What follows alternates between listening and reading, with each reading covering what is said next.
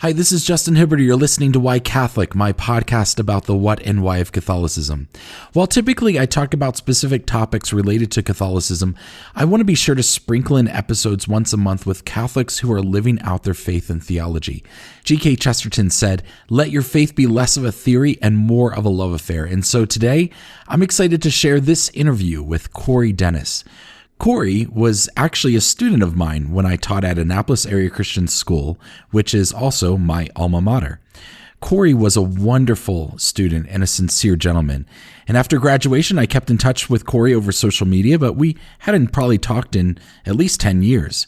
As Cory will share with you in this interview, he grew up in a Protestant home, went on to the Naval Academy, and then went into politics, serving in Larry Hogan's campaign for governor of Maryland, and is now the press secretary for the Attorney General of Louisiana. Cory and I also share something else in common. We both entered the Catholic Church on the same day, the Easter Vigil in 2022. Here's my interview with Mr. Cory Dennis. Well, Cory, thank you so much for joining me on Why Catholic. It's so great to reconnect with you. Wild, it's hard to believe. It almost seems like a lifetime ago that I was a teacher and you were one of my students. So this is a real pleasure. So thanks for joining me. It's an honor to be here. Thanks for having me. You went to Annapolis Area Christian School. That was the same school I attended. I graduated in 99. You graduated in 2010.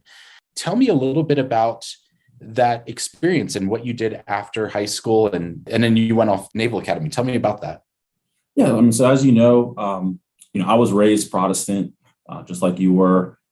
Went to church every Sunday. It was very important for my family, for my mom and dad, that I go to a school that had a Christian worldview. And fortunately, they sacrificed a lot for me to go to an Annapolis Area Christian. It's a very great school right there in Anne Arundel County, Maryland. As you know, it's grown exponentially since I've been there over the last several years, and it's a great school. And I'm very blessed to have gone there. And after during my senior year there, I was applying to the Naval Academy. I got waitlisted for their prep school, which is in Newport, Rhode Island. And about 2 weeks before the prep school started, and I guess it would have been late July of 2010, I got the phone call saying that a spot opened up. So I kind of picked up everything and got processed into the military, went to the prep school for that year in Rhode Island, and then did the academy in Annapolis for 4 years after that. So that's kind of how schooling went. And then near the end of my time at the academy, unfortunately, I was medically disqualified from the military. So I graduated from the academy, unfortunately didn't commission, and then, did some things around Maryland and moved down here to Baton Rouge about 2 years ago to, just see what the South was like. It's a big move from Maryland to Baton Rouge, but still great seafood, right? Oh yeah. Yeah. I couldn't move to a landlocked state. I got to have my seafood. Tell me a little bit about your Protestant upbringing. What sect of Protestantism was it? Yeah. So, I think early on, 3-4 years old, we were going to a Presbyterian church or a Methodist, something of that sort. And then we eventually kind of elementary and middle school went to what I would consider, I think they considered an undenominational church. Went there for a number of years, pretty much up until high school.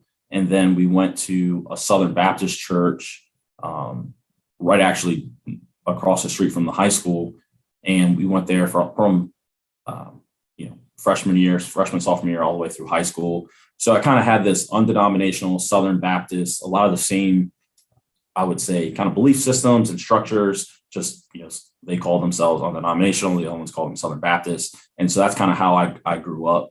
And then, I'd always been interested in Catholicism, interested in the Catholic faith, just because, in Maryland, Annapolis Area Christian School, the two biggest rivals were St. Mary's and Archbishop Spalding. So I knew people that went to the Catholic schools, but I didn't really know a whole lot about it. And when I eventually moved down to Baton Rouge, just before I moved, my dad had passed away from cancer. I got this new opportunity to come down to Louisiana. So I took it. And then, from, I would say, high school to 2021, I really didn't, I believed in God. I believed in Jesus, I wasn't an atheist or anything like that, but I wasn't really practicing my faith at all. I was kind of doing my own thing. And I kind of had that still small voice in the back of my head saying, life would be better if you would just follow me. And I was like, yeah, but let me try to do my own thing first, and then I'll see what happens. So last year, it was my 29th birthday, and I really just started thinking, work was going well, all things considered, everything was going very well professionally, personally. And, I just kind of started thinking, listen, you're going to be 30 next year, which isn't that old, but, you got to start thinking about, what kind of man do you want to be? What kind of husband do you want to be? What kind of brother or son? Potentially, what kind of father do you want to be? And, it's time to start really getting serious about your faith and start, making that a priority. So being down in Louisiana, I was exposed to Catholicism a lot more. I mean, in Louisiana, we don't have counties, we have parishes. That's how that's how Catholic Louisiana can be. And I had a lot more exposure to the Catholic faith. And, the military side of me had always been interested in Catholicism because it's very procedural. You go in, you bow, you take a knee, you sit, kneel, stand. I like that kind of methodically going through the service. And so I had, before my birthday, I was dating a girl at the time that was Catholic. She'd take me to mass once. And so when I was looking at how to join the Catholic Church, I was thinking, well, maybe I can, I started reading the Catechism a little bit, which it's a great thing to do. But if you know nothing about Catholicism, it's kind of hard to follow. It doesn't read like a book. It's more of like a dictionary, if you will, or an encyclopedia. So I started looking up how to join the church, and I said, well, it's 2021, everything's virtual now. I bet I could do RCIA online, and no one will have to know that I'm Catholic. I don't have to be responsible to anyone or held responsible. And I think the first thing I Googled, it said, you can't do this online. You have to go through a parish. So I said, fine. So I signed up at the parish that I had visited a couple months prior. We have a great RCIA director at St. Aloysius where I'm a parishioner. And he got right back to me and said, hey, we got a meeting tomorrow and I got some books for you if you'd like to hop on the Zoom call. I said, sure. And then let me stop you right there. So when you joined RCIA, were you kind of convinced that you were going to become Catholic, or was this more like hey, I want to explore a little bit more? I would say I was probably about 50 to 60% there. Okay. But I still wanted to know more. And that kind of initial meetings were, they called it the inquiring phase. Mm-hmm. So from week to week, people would kind of bounce in, bounce out. And, we basically went through the Nicene Creed is, paragraph by paragraph, sentence by sentence, and kind of explained all that. And so I'd say I was probably about 50 to 6% sure I was going to do it. But, I still had questions. I still had reservations and, just kind of reconciling, what I was taught to believe and what the Bible says and what the Catholic Church says. And so that's kind of why I got it. I got into RCIA. Okay. So then, leading up to this, tell me a little bit about like where you were faith-wise. So you were active in the church up through high school, you graduated, you go to the Naval Academy, and then you kind of like didn't really attend church at all, wasn't really active in your faith. And so at this point in time, are you kind of like, you're still at that place? Like I'm not an atheist, but I'm just kind of passively thinking about what's next. Yeah, I mean, by the time I was starting to look at RCIA, I was starting to take things a little bit more serious. A couple probably months before that, I'd read Purpose Driven Life and, kind of went through that 40-day journey and started praying more and still wasn't attending church, but was trying to be a little more conscientious about my faith and what I was looking for, what I was searching for. But I mean, honestly, I would say from maybe a year out of high school to 2021, Christmas and Easter were pretty much the times I went. And that's if I had to, if I was visiting the family or things of that nature, I would go.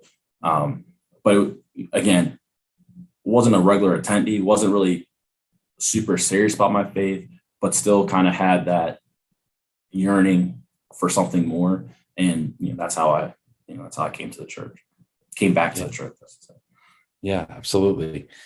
You mentioned that your RCIA directors were great. What made you really enjoy working with them? So, Mark, who's kind of the lead guy at St. Aloysius, he was great because he was a Protestant at one point too. I can't remember if he was a pastor or a deacon as well, but he's a very learned man when it comes to theology and just, the Christian faith as a whole. And he was really great through the RCIA process of kind of answering or getting to the questions before, we really even had to ask them. He might say, well, in the Protestant faith, you might have heard this, and this is why we believe X, Y, and Z. And, so he, for me at least, he knew kind of where I was coming from, at least on a little bit of background. So he was great and just very engaging and, like I said, just a student of the Bible and of the faith. So he was really able to just explain things and really dumb it down in a way that, I could really understand it. Yeah. I mean, I think it's so important for, at least in my life, like having Protestants who had converted to Catholicism, who can explain Catholicism using that Protestant language. And I was I was presenting the other night at my church, and I was saying how, like, for us, and tell me if this was your experience, for us, like, we have so many things, there's so much baggage that we're coming into the Catholic Church with all the things we were told that Catholics believe that were flat out lies or half truths, or it was like Catholics believe this and this is why it's wrong kind of thing. So there's so many things that we have to kind of unlearn and relearn that it takes almost like speaking a different language. Like, we need someone that is talking to us who's been there, using Protestant terms and, Catholic definitions and so forth. Was that your experience? Yeah, absolutely. And you had a podcast episode not too long ago that kind of talked about that, where, for me, it was, Catholics pray to Mary, so therefore they worship Mary. And, even moving down to Louisiana, I thought about that more. I was like, well, no, I ask my friend to pray for me all the time.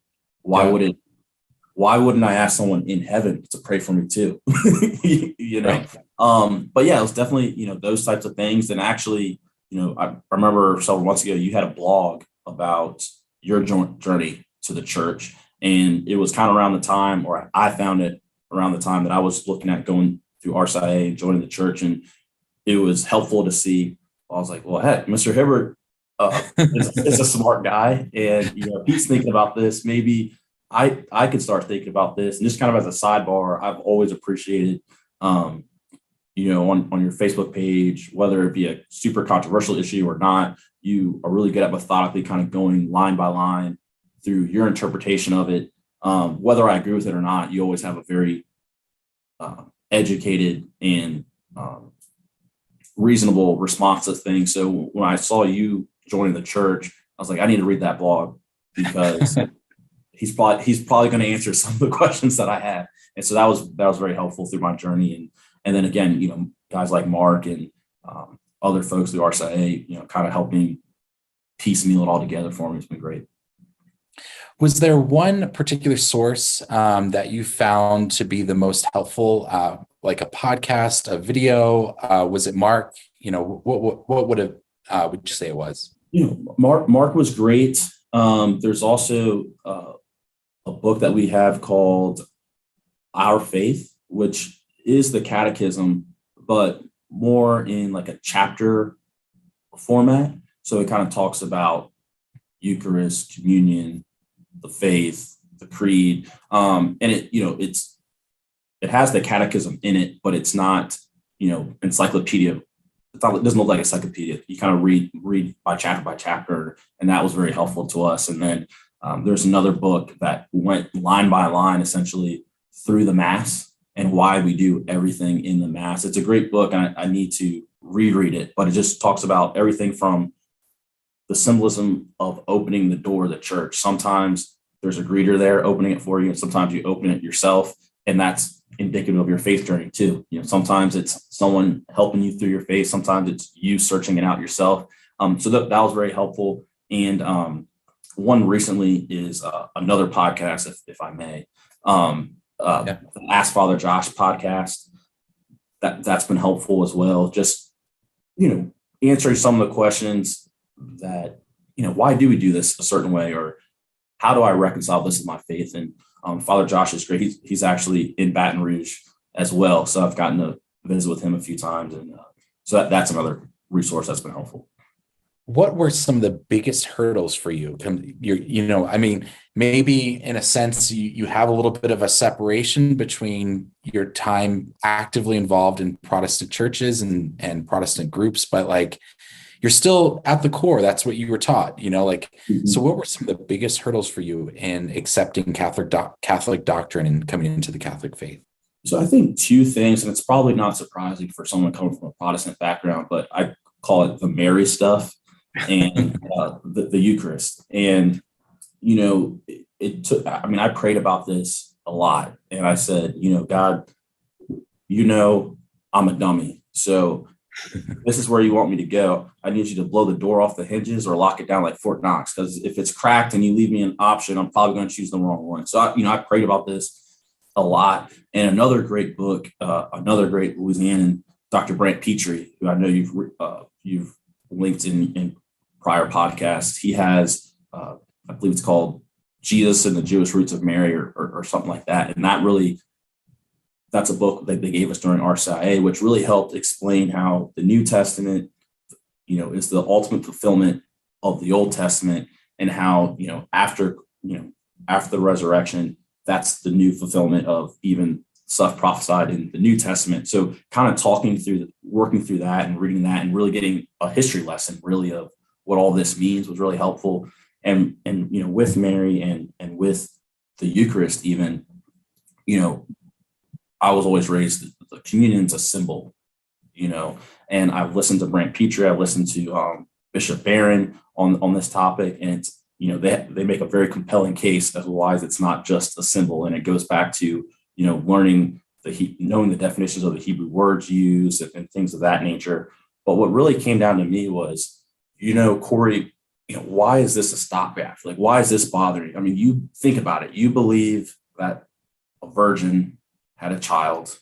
You believe that this guy walked on water, that he, fed thousands of people with just a couple pieces of bread and a few fish. You believe that he died and rose again and went up to heaven, but you refuse to believe that he can be in the body and the blood of the host in the tabernacle. And when I thought about those things, I was like, well, maybe you just have to go out on faith. And I think that's, in a Bible study I was in, you kind of talked about the Eucharist more in depth. And, I still kind of struggle with, man, if I really believe that the body, blood, soul, and divinity of Jesus Christ is right here in front of me, why am I not on the floor crawling to it? I should be more reverent than I already am. I should be, almost in fear to be in the presence. But I also think that's the beauty of the Eucharist. And that, if the Eucharist was this bright, shiny ball that, was awe-inspiring and, everyone, had to wear sunglasses to look at it and all this kind of stuff, it'd be easy to believe. And I think, the beauty of the Eucharist is it does take some faith to believe that we're in the presence of Jesus Christ when we're at the tabernacle or receiving the body and blood and soul and divinity of our Lord and Savior. And I think for me, it was a challenge. It's like, well, do you want to believe this or not? And now I think the Eucharist is the most beautiful thing in the world. And that's what I look forward to the most in the Mass, is that I get to have an opportunity to commune with God and the saints in his church with his people. I love that so much. That is such a brilliant way of putting it. And, I think too, I was thinking about this morning, how God often uses the ordinary to do the extraordinary, right? So I was thinking about the Our Lady of Guadalupe. I don't know if you're familiar with that story, but the Spanish came to Mexico and they try to convert these Aztecs who are pagans who practice. They sacrifice thousands and thousands of humans, and they just were unable to do it. And it was the Virgin Mary putting her image on some cactus fibers of a guy named Juan Diego, who was like just a normal Catholic convert. and it converted the whole country. And we're still talking about those cactus fibers today. That shirt still exists, like a sweaty tunic, you know, Right. and it like those things don't last 10 years and it's lasted 500 years. And this is what God does. He puts the extraordinary into the ordinary. And so, yeah, the whole idea of bread and wine becoming the body and blood of Jesus, why wouldn't it? Right. And I love that too. Like we believe, Christianity is a wild religion. It's a wild religion. We believe some wild things, like you said. And so, why wouldn't we believe these other things as well? Yeah, I love that. That's so great. Was church history at all? Was that part of, did you look into like what the early church fathers had to say about some of these things, or was that not necessarily part of your belief process? That wasn't a huge part of it. And we didn't go into a lot of depth with it, but, just kind of some really basic Google searches kind of just, was enlightened to say like, well, I mean, a lot of the stuff that's now dogma in the Catholic Church, let's say it was codified, for lack of a better term, in the last 50, 60, 70 years. It might have become dogma then, but it was the belief of the Catholic Church for much longer than that. Like when I started, looking more into the Eucharist, it's like, yeah, you'll know better than me when it became official dogma, but that was always the belief of the Catholic Church, that it was the body and blood, soul and divinity. And, little things like that of just how, when you look at, early Christian writings, how it all it all goes back to the apostles, to Peter, and it's a fairly easy timeline to follow all the way back to, when Christ ascended back up into heaven. And, even things like, I read somewhere that, we believe that Mary was taken up. She never died here on earth. And how there were some writings by some great philosopher or something that basically said, oh, don't you know Mary was assumed up into heaven? Like it was almost like it wasn't worth writing because that was fact. Like everyone knew, the sky's blue. That's so that's something more, I'd actually really like to get more into, some of that history, and just, I think that's some of the apologetics of it is really helpful and evangelizing other people, but also, strengthening your own faith, but also just having a better understanding of why you believe. Yeah, absolutely. I saw you posted after you were confirmed in the Catholic Church. I think your mom was there as well. Yep. My mom, my stepdad came down. It was great. Okay. And what was their reaction? Like, tell me about how you told them you were becoming Catholic. It's funny because I almost didn't really say much about it. A friend of mine that I was going through RCIA with was like, hey, are you going to tell your mom? Or is like, she coming down? I was like, oh, I haven't really talked to her about it, but long story short, she was very supportive of it. And I think, frankly, she was probably just happy that I was taking my faith seriously again. But they were very supportive. They actually moved. They had a trip planned. They moved that trip around just to come down for the Easter Vigil and then spend some time with me and my friends at the church. And but overall, it's been a very, I haven't had any negative comments about it. Matter of fact, I've had people that have seen it or heard I was going through RCIA and say, hey, I was thinking about joining the church myself. And, now some friends back home are going through RCIA, and I have another good friend that is about to get confirmed here in Baton Rouge really soon. So it's been a great reception for me personally, but I know that's probably not the case for everyone, but it's been a blessing. And I think, I moved to Louisiana for work, but I think the biggest blessing I ever gotten was joining the church and coming back home. And I always said, whether work or careers, whatever, work out in the future or not, if all I got from Louisiana was joining the church and restoring my faith, and that's worth it, because that's eternal. That's money, jobs, they come and go just like everything else, but this is something that will last forever. That's beautifully put. We grew up in some of the same Protestant circles. Were there any pushbacks from friends? Was it generally goodwill, or was there anyone in particular that reached out and was like, hey, what are you doing? Like anything like that? Any negative? No, I really didn't. And I do think it's a little bit different for me because, my faith background and stuff was really based back home in Maryland, and, coming down to Louisiana, a lot more Catholics down here. So down here, everyone's like, that's great, welcome home kind of thing. And, the folks back home may have not really realized what I was doing yet, or don't quite understand. So maybe, I haven't been home yet. So maybe when I come back for Christmas, I'll kind of get some pull aside and say, hey man, what are you doing? But for me, I've been very blessed, very fortunate that, I've honestly hadn't had a negative comment yet. Well, that's awesome. Hopefully it's not that. And hopefully it's out of curiosity, right? Like I'm always like, sure, ask me about my faith. Like I would love to talk to you about it, I don't want to get into debates, but I'm happy to you ask questions and I'll give you answers and we can talk through it like adults. That's totally fine. Yeah. So maybe. Yeah. No, I've gotten a lot of, why you become Catholic, and which I think is a great title for your podcast, Why Catholic. And I've gotten that. And I think just as I explained, I just wanted to get more serious about my faith, and the Catholic Church is what I believe and they teach is that's how I wanted to live my life. And, I think the teachings are true, obviously. And I think once you kind of explain that, I think the reception I've gotten has been, wow, that's really cool. Or, wow, I'm going to look into that. And some people have, we're cradle Catholics and like, maybe I need to, you join the church and something I've been doing my whole life. Maybe I need to rethink or, re-engage in the church. So that's been a blessing that I hope we all, people can see Christ through us and through our actions. And so we'll see what happens next. Amen to that, for sure.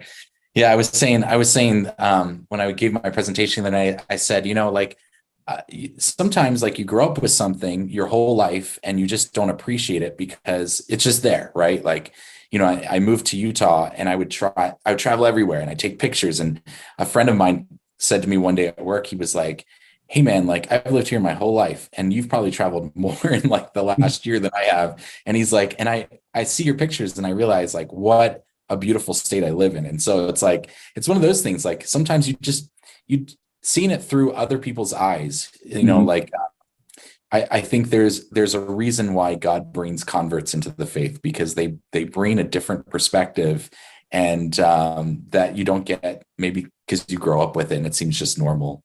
Yeah, absolutely. Absolutely. And I think too, it's, obviously I would encourage everyone to just live a faithful life from the beginning. That's always the best option. But also, I was raised in the faith. I was raised a Christian, but, joining the Catholic Church was solely my decision, and I think, that gave me a little bit more ownership of it. That's not to say that, if I'm fortunate enough to have kids, like I'm going to raise my kids Catholic, but, they'll have their own faith journey that they have to reconcile with. But I do think for me, it was, the conscious decision to join the church and to change my life and to, move forward with that. I think made it more real for me. And I think it's something I appreciate a little bit more because it wasn't just going along to get along or just going through the motions. Yeah. Yeah, absolutely. What advice would you give your younger self? Start earlier. Never leave.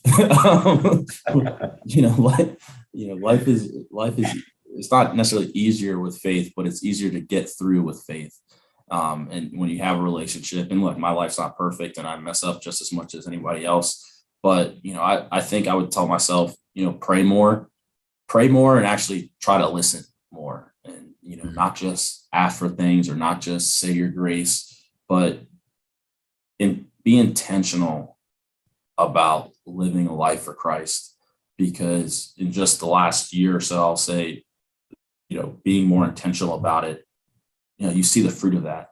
And, I think, things have happened over the last year that, you have breakups, you have car accidents, you have different things that I know I wouldn't have handled as well as I did 2, 3, 4 years ago. And I attribute that to my faith. And I attribute that to being able to go to the daily mass and kind of recenter or, talking with, I have a great group of friends that, we'll sit out and barbecue and things, but we always end up talking about our faith in some way, shape, or form. And I think it's important to have those types of relationships. So I would just say, pray more, really listen more, and just show up on Sunday and beautiful things can happen.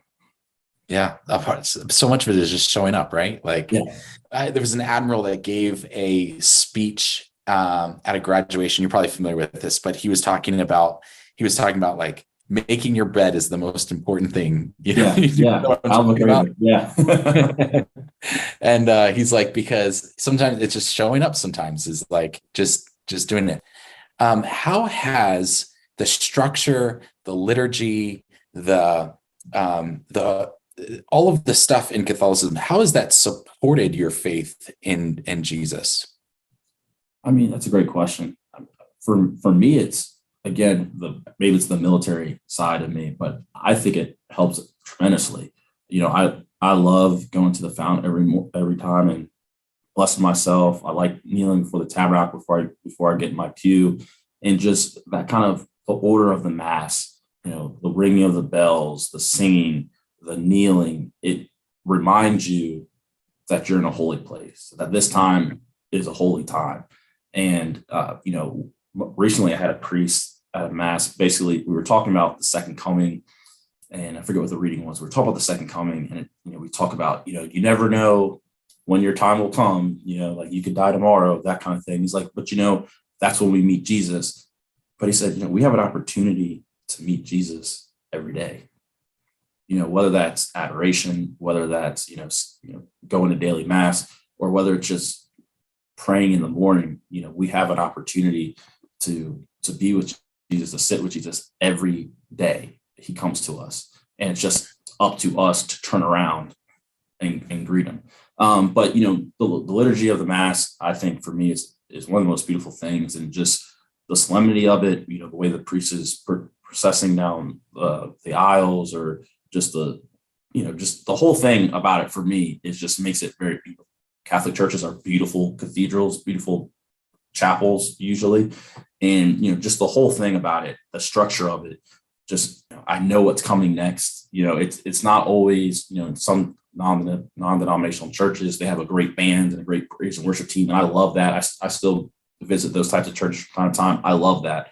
But for me, that hour or whatever it is of sitting, kneeling, listening to the readings, listening to the prayers really helps me hone in why I'm here and why I'm there.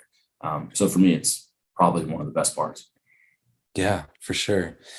Awesome. I just have, I think, one more question for you, and that is, who is your confirmation saint?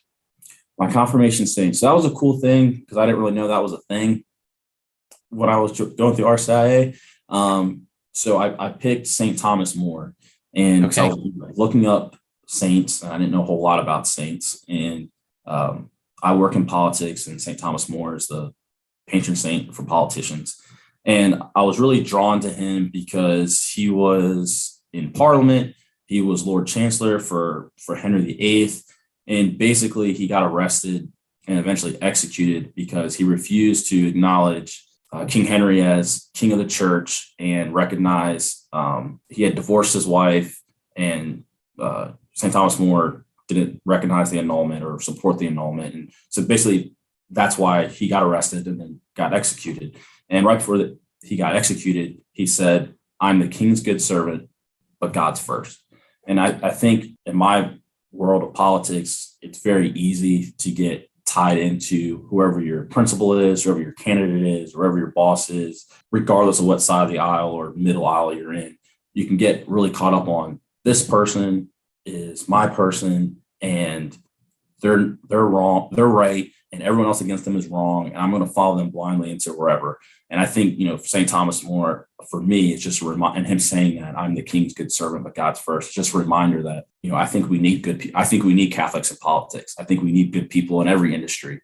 I think you need Catholics in every industry, but at the same time, we have to keep the main thing, right? And that's putting God first. So, you know, fortunately, I've worked with some great politicians, great people, and they haven't ever asked me to do anything or say anything that I don't agree with or can't reconcile morally.